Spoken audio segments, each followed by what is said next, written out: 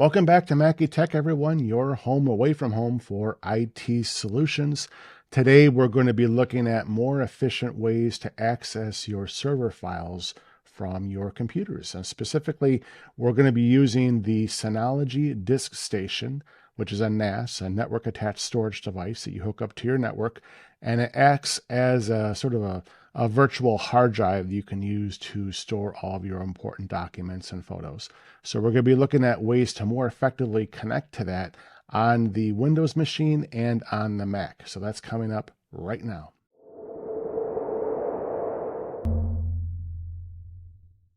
Okay, so now that we're in our Synology NAS, first thing I'm going to do is I'm going to go to Control Panel, which is, if it's on your desktop, on your Synology desktop here, you can click on this little button up on the top here, and that's usually the first one on the left. So I'm just going to click on that, and then we're going to go into Shared Folder. We want to make sure that the folder in question that we want to access, that we have the appropriate permissions. So I'm going to highlight the video folder, which is the one I'm going to try to use. I'm going to go to Edit, click on Permissions here, and then I can see that my user, Smacky, on the bottom here, does have read-write permissions, which is all I want to know. One more thing. If you're concerned about accidentally deleting a file from the actual folder that we just made permissions for, we can go back over to General, and then we go down to Enable Recycle Bin right here. Mine was already enabled.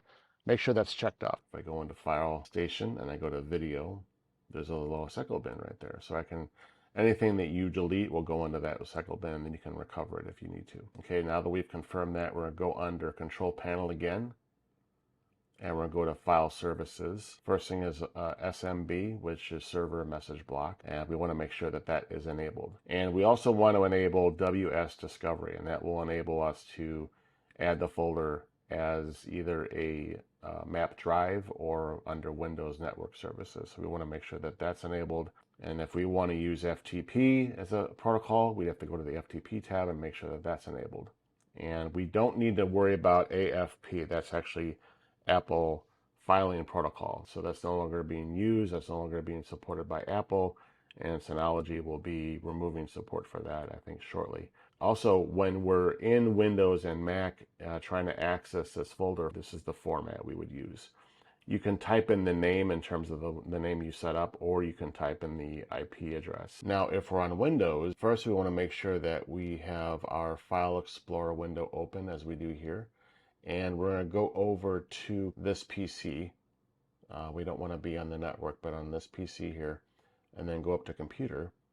And then we're going to go over to add a network location. And it's going to say, welcome to the Network Wizard. What's cool about this is that you can use an FTP site also, or an external website. I'm going to click on Next. And it's going to say, choose a custom network location. And then it's going to ask you to put in the IP address of the location or the web address in question. These are the different formats that we have for a shared folder on your local internet. And then below that is a website, and then below that one is FTP. So we're going to use the first one on top here. So I'm going to type in the server name and start it with // and then type that in. And then I did this a little while ago, so I'm just going to click on that, and that's actually the folder that I want to use. You want to make sure that you specify a folder and not just the IP address, because otherwise it's not going to work. You have to have an actual folder in there for it to go to. So I'm going to type in video, which is the one I use. I'm going to click on Next.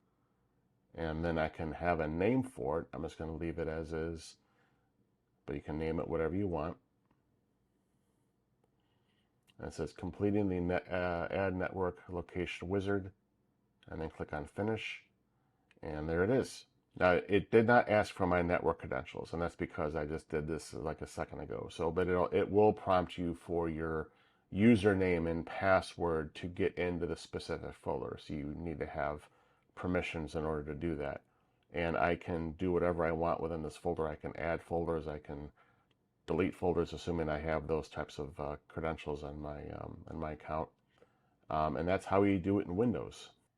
Okay, for Mac, it's relatively easy. You just kind of go into the file, or rather the Finder, and go up to Go at the top, and then go to connect to server, or Command K as in Karen. And then we're going to type in the name of the IP address in question. In this case, I'm going to type in DS920. And here we go. So it gives me all the different shared folders under my Synology that I can use. I'm going to click on video as we saw before. And here is the video folder that we were perusing before. And then you can go down to network on the left-hand side here under locations, and it'll show you all the different shares that you have set up. And I have the 920 here, I have my other Synology here, I have a couple of other servers that I have in the basement that I've all set up network sharing with. If you don't have network down here, you can just go up to go again and go down to network. I just passed it, and it'll give you the same location. So that's how that works. So I'm curious what you guys are using your network attached storage for, be it Synology or another brand. Are you using it for virtual machines or to stream media or just to be a personal cloud? Sound off in the comments if you would.